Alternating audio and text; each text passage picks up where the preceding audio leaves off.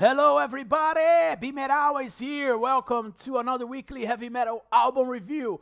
This week I'm reviewing MESHUGGAH Immutable, released by Atomic Fire Records on April 1st, 2022.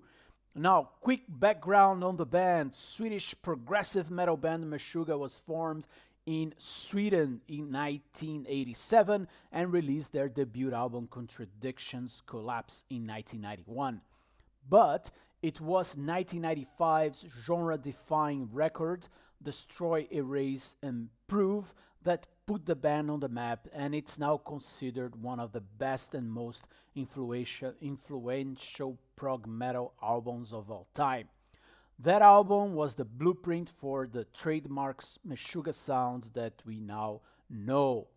They rose to fame as a significant act in extreme underground music, became an influence for many modern metal bands, and gained a cult following. They have become known for their innovative musical style and their complex polymeter song structures and polyrhythms. The album Obscene was a big boost in the band's popularity, and the song Bleed became a classic and a reference song in extreme prog metal band, especially for drummers. That was the time that I got into the band, so I have a stronger connection with their later releases, and I absolutely love their last two albums. Their concerts are also quite an experience, and I actually find it mesmerizing to see and listen to them. Now, MESHUGGAH is back with Immutable. Immutable is their ninth full-length studio album following 2016's The Violent Sleep of Reason. It features 13 tracks in 66 minutes, making it their longest album to date and the first to break the 1 hour length. It features 3 instrumental songs, one being They Move Below, which is almost 10 minutes long. But other than that, most of the songs are on the 4 to 5 minute range. Within the MESHUGGAH frame of reference, this album is more melodic in a way and more dynamic than most of their albums. There was a great attention paid to the album flow, with some parts being really slow and mellow, and others, of course, being very extreme, like a brick of concrete falling in your head. There are a couple of songs with spoken words, and clean guitars are also present, and there's even a song without drums. So here you can see some dynamics, some changes in their sound and some experiments, but more on that later. The album cover is pretty cool with this almost like Terminator skeleton burning into flames. Now, the songs I want to talk about, let's start mentioning that The Abysmal Eye, Light the Shortening Fuse, and I Am That Thirst were published as singles before the album release.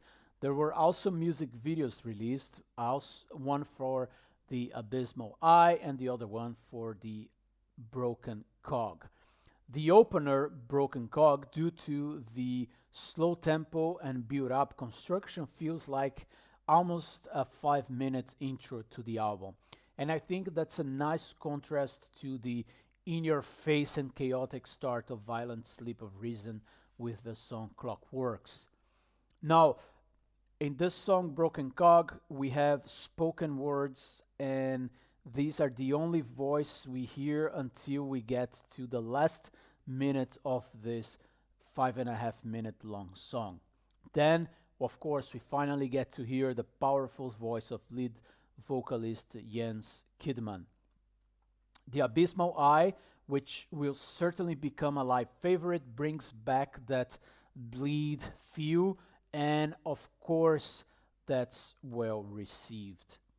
Light the Shortening Fuse is another welcomed concrete brick in your head, and the thrashy I Am That Thirst brings back the style from some of their earlier works.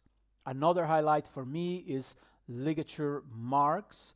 Man, the brutal drumming on this one, my god. It's hard to imagine the drummer Thomas Hake was having actually to deal with skin problems in his fingers while recording this album, because as we come to expect, the drumming throughout the album is just amazing.